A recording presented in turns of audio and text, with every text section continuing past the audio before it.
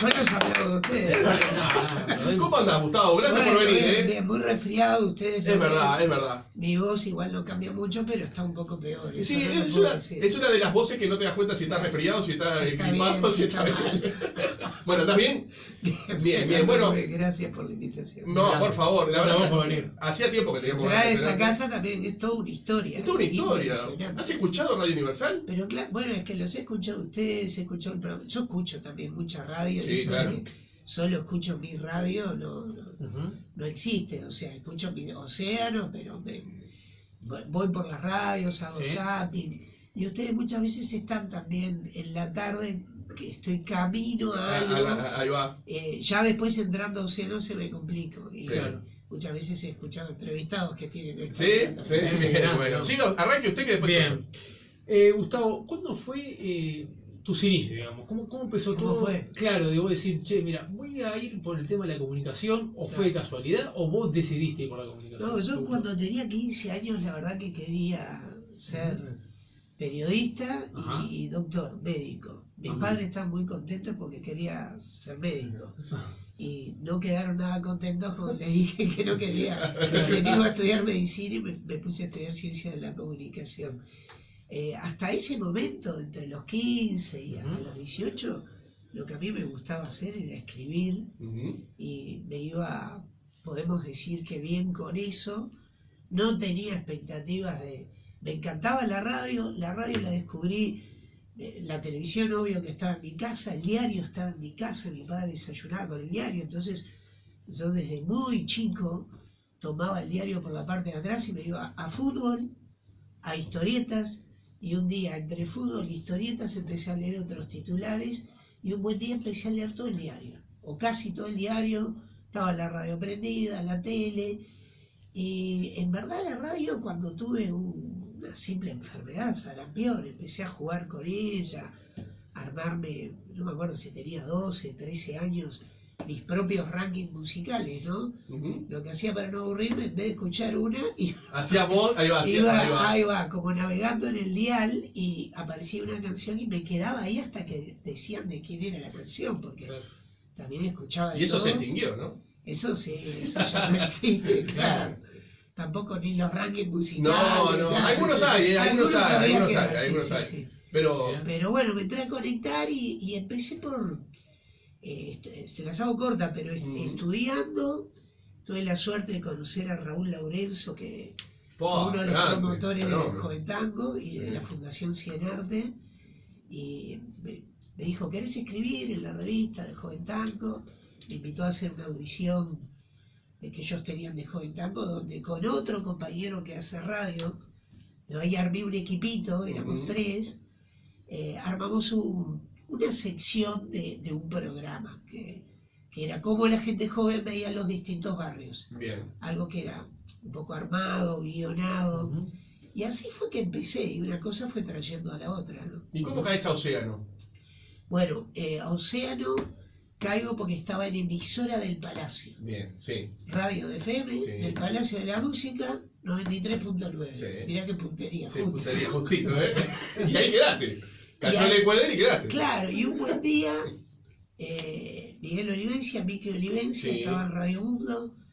Él ya había empezado también con la movida del rock uruguayo, justo que se fue Guillermo Pelufo. Sí, estaba se fue. en el programa anterior. Y Radio Mundo era una radio musical, pero estaba el auge en las FM. Recuerden, bueno, estallaron, se dieron varias ondas, ¿no? Sí, pero al principio eran 3, creo que era Azul, Concierto y alguna más. Emisora del Palacio, y alguna más, del poquitas, Plata, sí. había Pero, algunas. Sí, ahora hay muchas, pero... Exacto. Emisora del Palacio era una radio que ahí en la década de los 80 le iba muy bien, por la música, porque era la apertura democrática, entonces estaba, por ejemplo, Emiliano Cotelo de mañana, y nosotros estábamos de noche. Digo nosotros porque estaba con Mauricio Almada, con un compañero, ¿no? Y apareció en un estudio que hizo Pablo Lecueder de Radio Mundo, apareció nuestro nombre como referencia en una grilla de programación posible. Y sobre todo para jóvenes, porque hacíamos un programa de jóvenes para jóvenes. Y bueno, ahí hicimos un contacto empezamos a conversar y era todo un tema, ¿no? Era irse de una FM en un buen momento a una M, pero que era una M muy potente, con una marca, que además pasábamos a hacer varios programas, y ahí empezó Caras y Más Caras. Caras y Más Caras empezó en Radio Mundo. Bien, Gustavo, vos que trabajaste en mucha radio de noche, ¿la radio en la noche tiene una magia especial? Bueno, creo que sí. Para mí tiene una magia especial la radio. Una magia ya de por sí. Única. Única. Y te diría que si nos queremos poner un poco más modernos, también la tiene el podcast, que hasta a veces los escucho con distintos motivos también, los distintos podcasts, ¿no? Y es audio. Y no quiere decir que no me guste la imagen, me encanta.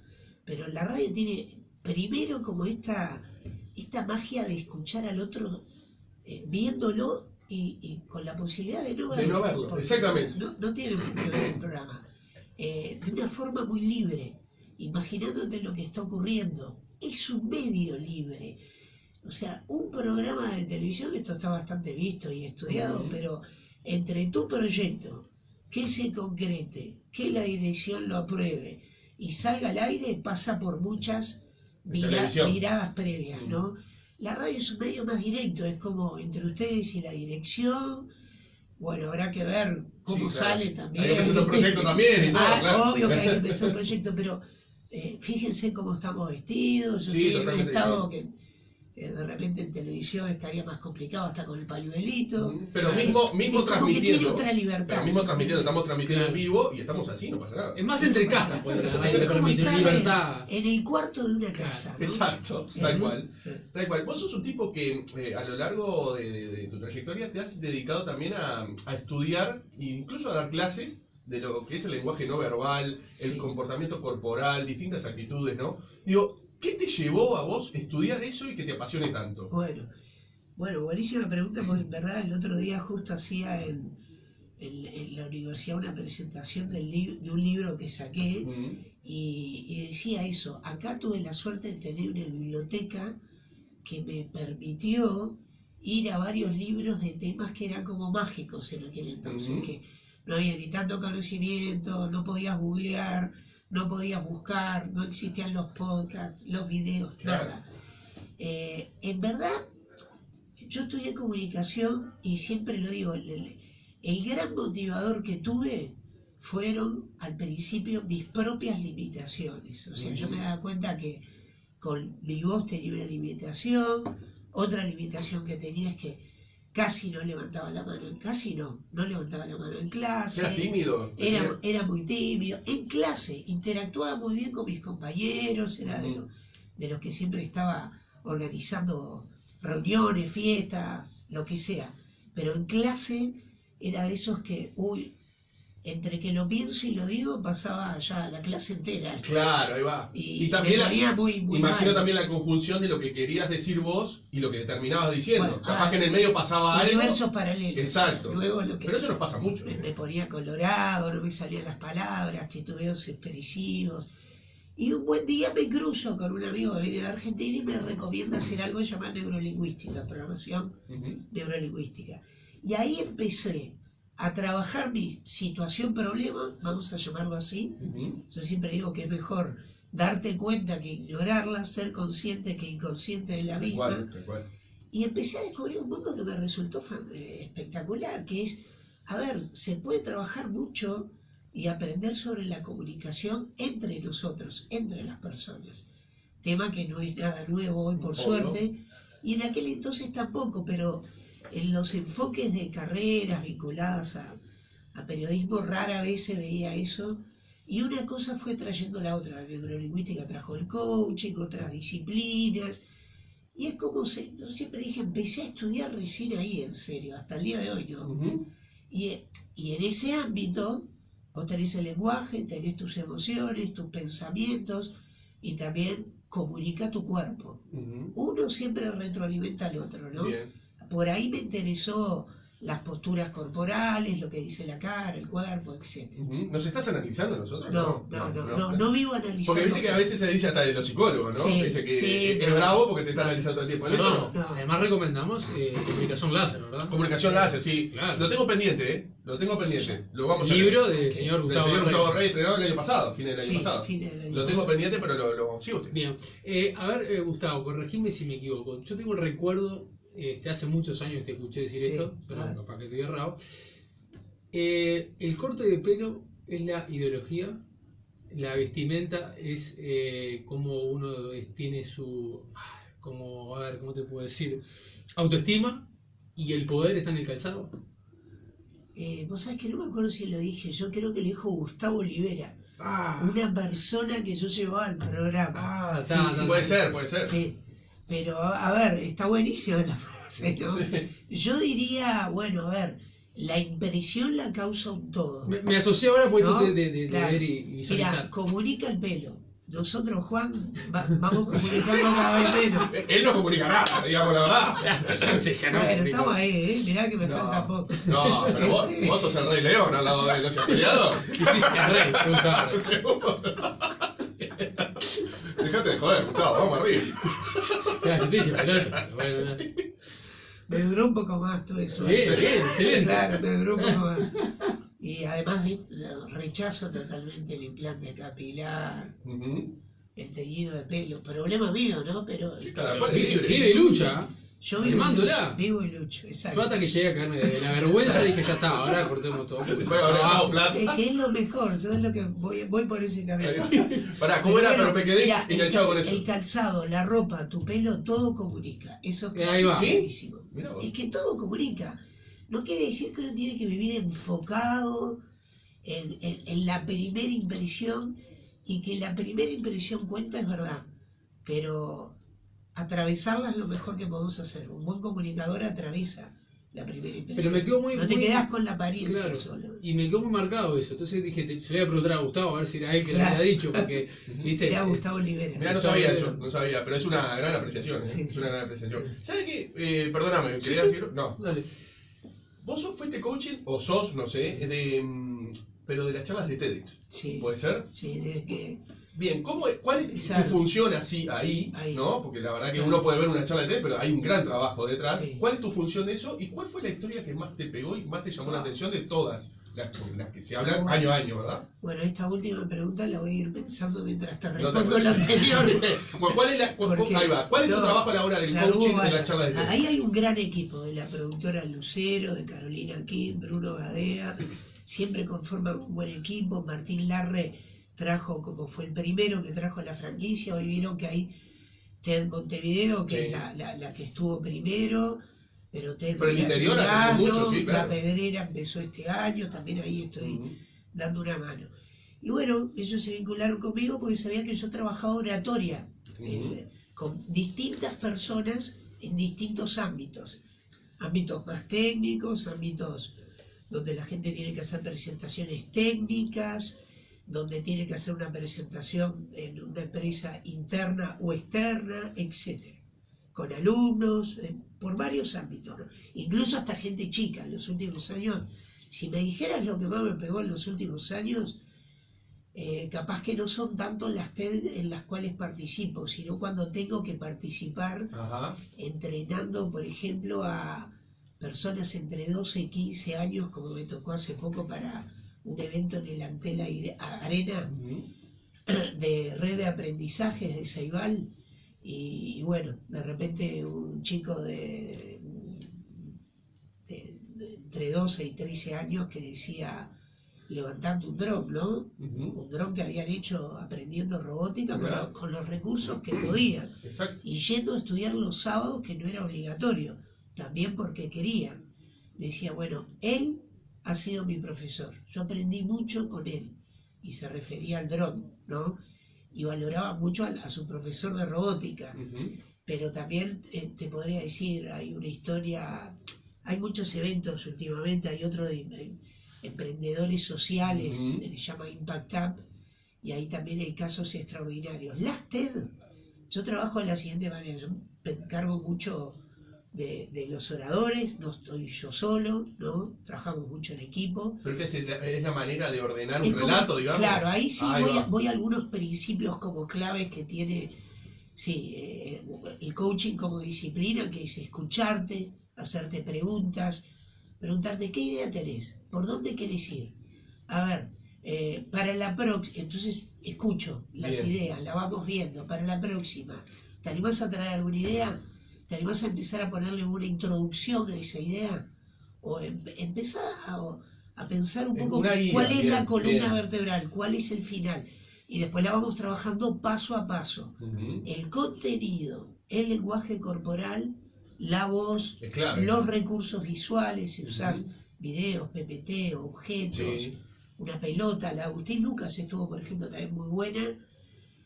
Jugador, Sí, claro. jugador, poeta. Es poeta, claro, escribe, escritor. sí, claro. Y estuvo muy bueno ahí como algo un poco llamativo sobre el final, que fue la pelota de fútbol, que le hicimos central y él la empezó a dominar y habló con la pelota en la mano, la dominó, la dejó, mientras estaba hasta haciendo una poesía, ¿no? Hubo muchas muy buenas. Me puede estar costando elegir. ¿Sabes? A veces lo que me pasa es que con las que más me quedo son con los oradores que trabajé mucho. Por ejemplo, Pablo Realini es alguien que, al mejor estilo Steve Jobs, con 4 amigos estuvieron encerrados verano, otoño, cuarto, sacando un juego. En un momento el juego explota, se lo quieren comprar. Y al principio le costaba un poco verbalizar. A veces los que les cuesta verbalizar un poco más o hay alguna cuestión de nerviosismo, de ansiedad, de timidez, son también los que me resultan más desafiantes, ¿no? Pero han estado personas como, no sé, por nombrarte algunos, Facundo Ponce León, Claudio Invernizzi, Manuela da Silveira. Todos ellos te tocó trabajar con ellos. Sí, fue un placer, ¿no? Una lista enorme, gente del exterior. Muy bueno. Sí, usted. Gustavo, ¿tenés un referente en radio? Sí, tenía varios. A mí la radio me empezó a atrapar por la música y el fútbol. Entonces yo soy un poco de la generación de ese recambio donde la gente joven, cuando era joven, obvio, empezó a escuchar a Víctor Hugo Morales, Claro, ¿no? Y después Víctor Hugo se fue, después yo soy muy fiel a Kessman, eso te lo puedo asegurar. Sí. Qué grande.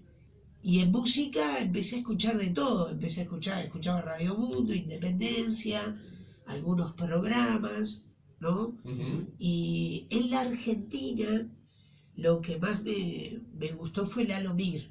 Lalo Mir, que es la verdad, vieron que acá cuando alguien es un fenómeno le decimos que es un monstruo, ¿no? Sí. En el lenguaje le decimos que es monstruo. Bueno, Lalo Mir hizo un programa que fue un programa... ¿Radio Bangkok? Sí, Radio Bangkok. Y después también hizo otro de rock argentino. Es un icono de radio. De la radio argentina, sí, claro. Sí. Pergolini incluso es un poco posterior a él, ¿no? Sí. Pero incluso casi todos aprendieron de Lalo Mir. También escuchaba a Dolina, obvio que sí, que escuchaba a Dolina en la noche y me gustaba muchísimo. Lo escuchaba en Continental. Me acuerdo que en esa época no había internet, entonces se escuchaba medio mal, pero me escuchaba a Dolina, a Raúl Portal. ¿Llegaron a ver a Raúl Portal? En radio no, sí, pero en radio no, nunca lo escuché. Notidormi sí, me acuerdo, pero un programa de tele. De tele. Yo lo tengo en televisión, claro. Claro, pero él llegó a tener un programa de radio que yo lo escuchaba y me parecía un poco diferente, manejaba un humor un poco ingenuo, distinto. Sí. ¿Y de todos esos adoptaste cosas, tomaste cosas? Mirá, bueno, después escuché muchos periodísticos, ¿no? Rubén Castillo, La Rea lo escuché también. Yo creo que en un momento, cuando empecé a hacer un programa más parecido a algo periodístico, que incluso como con nuestro eslogan, que era el periodismo joven, que a algunos les gustó y a algunos no, porque algunos dijeron, ¿para qué es esto de periodismo joven? ¿No? Cuando empezamos nos dijeron algunos eso, siempre algún palo a veces hay ahí en la rueda, sí, claro. ¿no? Queríamos hacer como un periodismo, digamos que siendo jóvenes más serios, más estilo a ver, lo que era en Argentina, algún programa de la mañana, pero había varios referentes, Guerrero, Martínez. ¿Es la mejor radio? ¿La Argentina es la mejor radio? Bueno, para mí es una de las radios más potentes, sí. Mirá que escucho... A la hora de calidad, ¿no? Sí, sí. Si tuviera que decir en materia de, por ejemplo, de informativos, los españoles están despegados en el manejo de los tiempos, en la edición, en el guión, realmente es a la hora de producir programas de televisión, producir también son excepcionales, ¿no? Sí. Pero en el manejo de otra creatividad, creo que los argentinos están muy bien. Hay que reconocerlo. Y acá en Uruguay, por ejemplo, ¿qué comunicadores te parece de la última camada, digamos, ¿no? Los más completos, ¿qué te parece? Es que la verdad que tenemos muchos. El único problema que podemos tener es que somos un poco uruguayos. Es como cuando los argentinos dicen, el problema que tenemos nosotros es que tenemos muchos argentinos y el país no avanza.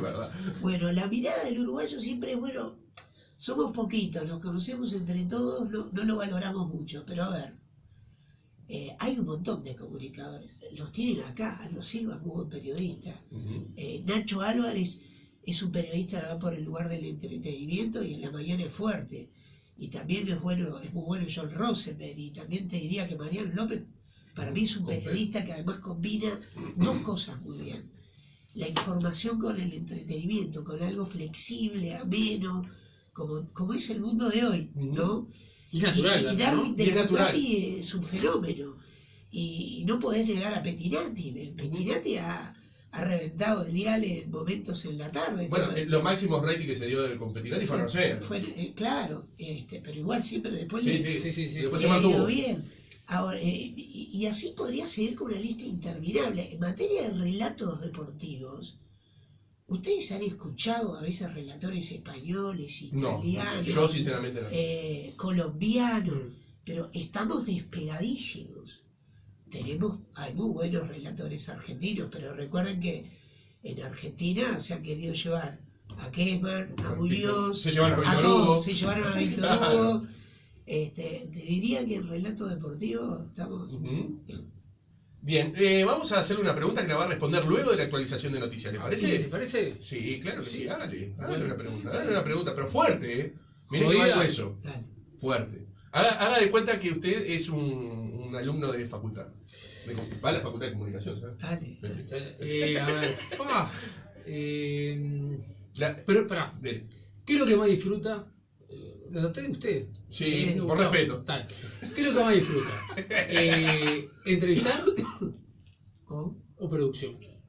Ya te la contesto. No, después de la actualización de noticias, ¿te parece? Para que la piense, porque es jodida. Claro, muy fuerte. Yo te dije que iba al hueso y es fuerte, es complicado. Te compromete, viste que te compromete. No lo quiero quemar al aire, que piense un poquito y después... Hay muchos mensajes, pero lo vamos a hablar después de la pausa. Señores y señores, actualización de noticias y hasta las 5:30, ¿qué hacemos, señor? Hacemos lo que ahí va. No. ¿Salimos? No. Voy a buscar a alguien para que nos salga. Dale. Y cumplir con estas cuestiones. Saludos a Gustavo de grandes recuerdos de Caras y Máscaras por los 2000. Coco y las historias de terror de la noche. Yo me acuerdo que yo los escuché. Hola, soy Jorge de Cutsa, muy buen invitado, excelente profesional. Matías del Cerrito no pasa. ¿Cuenta como mensaje coherente? No, todo tomado. Pobre Matías.